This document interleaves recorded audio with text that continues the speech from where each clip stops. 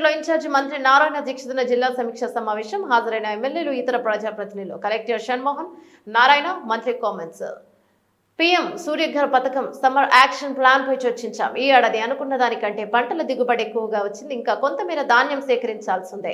Skill development ద్వారా ఉద్యోగాల కల్పన వేగవంతం చేయాలని అధికారులను ఆదేశించారు. గత ముఖ్యమంత్రి రాష్ట్రాన్ని అతలాకుతలం చేసి 10 లక్షల కోట్ల అప్పు చేసి వెళ్లిపోయారు. సీఎం చంద్రబాబుకున్న అనుభవంతో ఇచ్చిన హామీలు ఒక్కొక్కటిగా నెరవేరుస్తున్నారు. జూన్ 12 నాటికి తల్లికి వందనం నిధులు విడుదల చేసేలా ఏర్పాట్లు చేస్తున్నాం. ఆగస్టు 15 నుంచి మహిళలకు ఉచిత బస్సు సౌకర్యం కల్పిస్తాం. ఎన్ని ఆర్థిక ఇబ్బందులు వచ్చినా పథకాలు అమలు చేస్తున్నాం. గత ప్రభుత్వం మాస్టర్ రిజిస్ట్రేషన్ ధర ఆధారంగా ట్యాక్సులు విధించింది. ఈ విషయంలో ఏం చేయాలనే దానిపై సీఎం గారితో చర్చించి నిర్ణయం తీసుకుంటామన్నారు. 25% జరుగుతూ ఉన్నాయి. మళ్ళీ ఎవ్రీ మంత్ యాక్చువల్గా అధికారులతో ప్రజాప్రతినిధులతో మీటింగ్ పెట్టుకున్నారు. ఖచ్చితంగా పెడతానని చెప్పడం జరిగింది. ఆ విధంగా ఈరోజు ఈ యొక్క మీటింగ్ జరిగింది. ఈ రాష్ట్రం అంటే గత ప్రభుత్వం గత ముఖ్యమంత్రి ఆర్థిక వ్యవస్థ ఎలా నడపాలో తెలియక రాష్ట్రాన్ని అతలాకుతలం చేసి 10 లక్షల కోట్ల పైగా అప్పు చేసే వెళ్ళిపోయారు. అయితే అప్పు చేసినప్పుడు ఎవరు తీర్చాలంటే మనందరం మనం కట్టే ట్యాక్స్లే, జిఎస్టీ కావచ్చు, ఏ ట్యాక్స్ అయినా కావచ్చు, వాటి ద్వారానే తీర్చాల్సింది. తీర్చకుండా ఉంటే ఊరుకోరు. అయినా ముఖ్యమంత్రి గారికి ఉన్న అపారానంతో ఈరోజు 1 by 1 చేసుకుంటూ ఏదైతే ఎలక్షన్స్ ముందు ఎన్డీఏ పార్టీలు అన్నీ కలిసి కూటమి పార్టీలు 3 అటు జనసేన కావచ్చు, బీజేపీ కావచ్చు, తెలుగుదేశం కావచ్చు ఒక మేనిఫెస్టో చేసి ఆ మేనిఫెస్టోలో ఏదైతే చెప్పారో పెన్షన్స్ కావచ్చు 4000 ఇస్తామని దాన్ని మాట తప్పకుండా ఇవ్వటం జరిగింది. మహిళలకి 3 సిలిండర్లను మాట తప్పకుండా చేయడం జరిగింది. అన్నా క్యాంటీన్ స్టార్ట్ చేసాం. అయితే రాబోయే జూన్ నెలలో ఆర్థిక ఇబ్బందులున్నా అనేక ఫైనాన్షియల్ సమస్యలున్నా గత ప్రభుత్వం చేసిన అవకతవకల వల్ల ముఖ్యమంత్రి గారు పిల్లలకు జూన్ 12th స్కూల్స్ ఓపెన్ చేస్తారు. ఓపెన్ చేసే లోపల ఈ అకాడమిక్ ఇయర్లోనే వాళ్ళకి మనం ఇస్తామన్న అమౌంట్ ఇవ్వాలి. పిల్లలకి తల్లికి వందనం అనే యొక్క కార్యక్రమం ఏదైతే ఉందో దాన్ని రేపు జూన్ 12 లోపల ఇవ్వాలని నిర్ణయించారు. జూన్ 12 లోపల ఎంతమంది పిల్లలుంటే అంతమందికి 15,000 లెక్కన ఇచ్చేదానికి ఏర్పాటు చేస్తున్నారు. అంతేకాకుండా ఉచిత బస్సు ఏదైతే మహిళలకు చెప్పారో అది కూడా ఆగస్టుకి చేసేట్టుగా నిర్ణయించారు. అదేవిధంగా రైతులకు ఏదైతే 20,000 6,000 కేంద్ర ప్రభుత్వం, 14,000 రాష్ట్ర ప్రభుత్వం 3 ఇన్స్టాల్మెంట్లు ఇచ్చేట్టుగా దాన్ని కూడా జూన్ లోపల ఇవ్వాలని.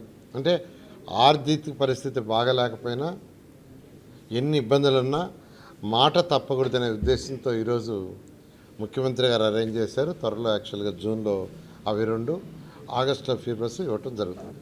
Okay, thank you. ఏందమ్మా?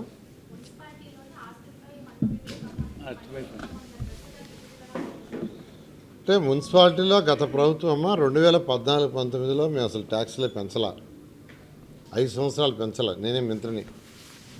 అయితే గత ప్రభుత్వం ఏం చేసిందంటే రిజిస్ట్రేషన్ బేస్ చేసుకొని మున్సిపల్ ట్యాక్సెస్ని విధించింది. ఆ జీవో ఆ విధంగా ఇచ్చింది. ఆ విధంగా యాక్చువల్ కంటిన్యూ అవుతుంది. దాన్ని ఏం చేయాలి, ఎలా చేయాలని ముఖ్యమంత్రి గారితో మాట్లాడి ఒక డెసిషన్ తీసుకొని ముందుకు పోవటం జరుగుతుంది.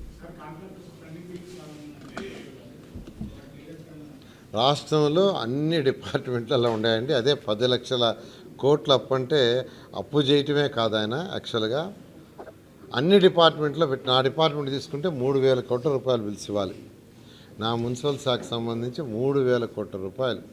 ఇది పెద్దవి కాదు, ఒక్క టిట్కో హౌసెస్లోనే 3,000 ఇవ్వాలి. టిట్కో హౌస్లోనే కాంట్రాక్ట్లు 3,000. అమరావతి రాజధానిలో వాళ్ళకి 1,000 కోట్లు ఇవ్వాల్సి ఉంటే మన ఈ మధ్య ఇచ్చాం. అవి కాకుండా చిన్నవి మున్సిపాలిటీస్లో వాటిలో దాదాపు 3,000 కోట్లపై నా ఒక్క డిపార్ట్మెంటే ఉంది. అయితే ఈరోజు ఆర్థిక పరిస్థితి అధ్వానం చేసి వెళ్ళిపోయాడు కాబట్టి ముఖ్యమంత్రి గారు 1 by 1గా మొన్న ఈ మధ్య 10 లక్షల లోపల ఉన్న బిల్లుని మన జనవరిలో ఇచ్చారు. జనవరి సంక్రాంతి ముందు ఇచ్చారు. ఆ విధంగా యాక్చువల్గా 1 by 1 చేస్తూ ఎవరికైతే కాంట్రాక్టులు గతంలో 2014-19లో చేసిన వాళ్ళకి ఇవ్వాలి, 19 నుంచి మన 24 దాకా చేసిన వాళ్ళకి ఇవ్వాలి, వీటిని 1 by 1 ఇచ్చుకుంటూ వస్తున్నారు. వీలైన తొందరలో అందరూ క్లియర్ చేయడం జరుగుతుంది. Thank you. చేసింది దానికి ముందు నిన్నటి వరకు ఈ జిల్లాలో ఉన్న కాన్స్టిట్యున్సీలో Telugu Desam party constituency wise Mahanadu conduct చేసి అక్కడ చేసిన తీర్మానాలన్నింటినీ జిల్లాకు పంపించడం జరిగింది. జిల్లా మహానాడులో వాటిలన్నింటినీ వాళ్ళు డిస్కస్ చేశారు. ఆ తీర్మానాలన్నింటినీ మళ్ళా రాష్ట్ర పార్టీకి పంపించడం జరుగుతుంది. రాష్ట్ర పార్టీ ఈ నెల 27, 28, 29లో కడపలో జరిగే మహానాడులో వాటిలన్నింటినీ చర్చించి దాని మీద తీర్మానాలు చేసి అటు ప్రజలకు ఏదైతే సేవ చేయాలో ప్రభుత్వం ఏదైతే ఎలక్షన్స్ ముందు మాట ఇచ్చిందో అవన్నీ నిలబెట్టుకునేటట్టుగా దానికి సంబంధించిన తీర్మానాలన్నీ చేసి ప్రభుత్వానికి పంపించి ప్రభుత్వం అవన్నీ చేసేటట్టుగా చేయటం ఈ యొక్క మహానాడు ముఖ్య ఉద్దేశం. అట్ ది సేమ్ టైం కార్యకర్తలు ఎవరైతే ఉన్నారో ఈ కార్యకర్తలు గత 5 సంవత్సరాలు ఎన్నో ఇబ్బందులు పడ్డారు. ఎంతోమంది అరెస్ట్ అయ్యారు, జైలుకు పోయారు, నాన్ బెయిలబుల్ కేసులు పెట్టించుకున్నారు. వాళ్ళందరూ అనేక ఇబ్బందులు పడ్డారు. వాళ్ళ సంక్షేమం కూడా ఇప్పుడు పార్టీ చూస్తుంది. ముఖ్యమంత్రి నారా చంద్రబాబు నాయుడు గారు తెలుగుదేశం పార్టీ అధినేత అయితే కార్యకర్తలకి హై ప్రయారిటీ ఇస్తారు. దాని మీద కూడా యాక్చువల్గా ఏంటంటే మహానాడులో చర్చించి కార్యకర్తలకు ఏం చేయాలి, ఎలా చేయాలి, వాళ్ళు ఏ విధంగా ఆదుకోవాలి. ఆల్రెడీ యాక్చువల్గా బీమా ఏర్పాటు చేశారు. ఎక్కడైనా యాక్సిడెంట్లో చనిపోయిన దానికి 5 లక్షల రూపాయలు పే చేసేట్టుగా అలాంటి డెసిషన్స్ ఏదైనా ఉంటే ఆ మహానాడు తీసుకోవడం జరుగుతుంది. అదైన తర్వాత ఈరోజు యాక్చువల్గా ఇక్కడ ఎమ్మెల్యేలు, ఎమ్మెల్సీలు, ఎంపీలు, ప్రజాప్రతినిధులు ప్లస్ అధికారులతో ఈరోజు ఇక్కడ జిల్లా రివ్యూ జరిగింది. ఎందుకంటే మహానాడు ముఖ్య ఉద్దేశం. అట్ ది సేమ్ టైం కార్యకర్తలు ఎవరైతే ఉన్నారో ఈ కార్యకర్తలు గత 5 సంవత్సరాలు ఎన్నో ఇబ్బందులు పడ్డారు. ఎంతోమంది అరెస్ట్ అయ్యారు, జైలుకు పోయారు, నాన్ బెయిలబుల్ కేసులు పెట్టించుకున్నారు. వాళ్ళందరూ అనేక ఇబ్బందులు పడ్డారు. వాళ్ళ సంక్షేమం కూడా ఇప్పుడు పార్టీ చూస్తుంది. ముఖ్యమంత్రి నారా చంద్రబాబు నాయుడు గారు తెలుగుదేశం పార్టీ అధినేత అయితే కార్యకర్తలకి హై ప్రయారిటీ ఇస్తారు. దాని మీద కూడా యాక్చువల్గా ఏంటంటే మహానాడులో చర్చించి కార్యకర్తలకు ఏం చేయాలి, ఎలా చేయాలి, వాళ్ళు ఏ విధంగా ఆదుకోవాలి. ఆల్రెడీ యాక్చువల్గా బీమా ఏర్పాటు చేశారు.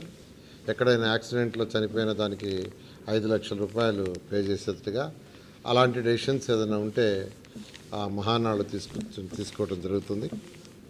అదైన తర్వాత ఈరోజు యాక్చువల్గా ఇక్కడ ఎమ్మెల్యేలు, ఎమ్మెల్సీలు, ఎంపీలు, ప్రజాప్రతినిధులు ప్లస్ అధికారులతో ఈరోజు ఇక్కడ జిల్లా రివ్యూ జరిగింది.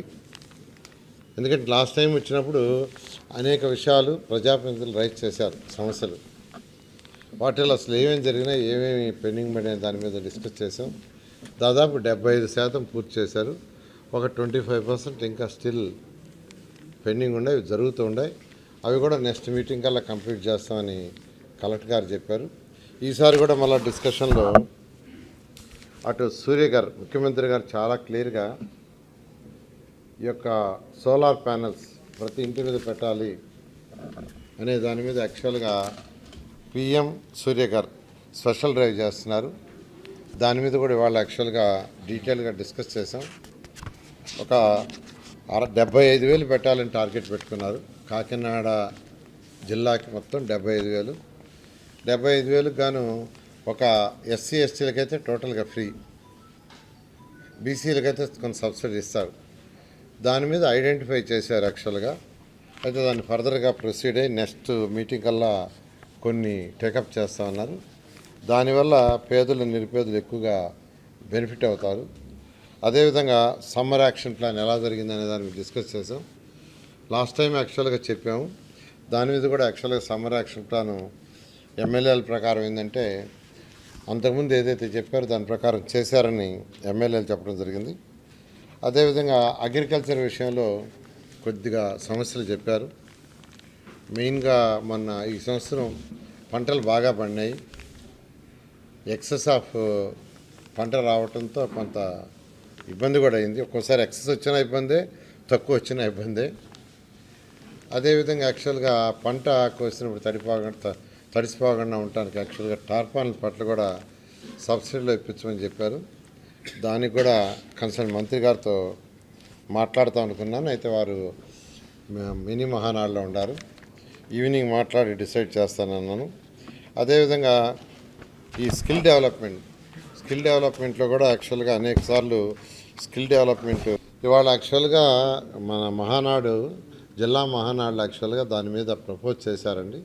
కాకినాడ SCZ దాని గురించి టోటల్గా పర్సూ చేయమని, ఖచ్చితంగా దాని మీద డీటెయిల్గా తీసుకొని స్టడీ చేసి దాన్ని ఏం చేయాలి, ఎలా చేస్తే ఎక్కువ మందికి ఉపాధి కలుగుతుంది, యువతకు ఉపాధి వస్తుంది. ఎందుకంటే రాష్ట్రం డెవలప్ కావాలంటే యువతకు ఉద్యోగాలు రావాలంటే ఇండస్ట్రీస్ రావాలా.